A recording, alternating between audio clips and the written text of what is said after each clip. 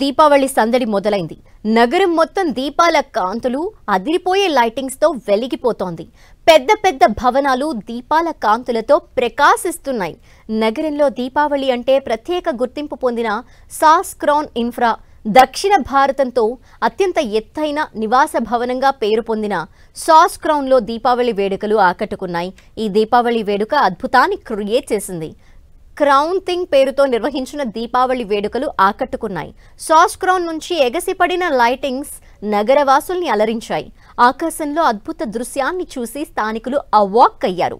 కోకాపేటలోని golden mile road మొత్తం ప్రకాశవంతంగా మారింది.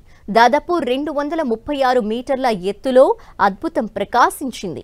పెద్ద పెద్ద లైటింగ్స్ స్థానికులకు కనువిప్పు కలిగించాయి. ఇందుకు సంబంధించిన దృశ్యాలు ప్రస్తుతం సోషల్ మీడియాలో వైరల్ అవుతున్నాయి.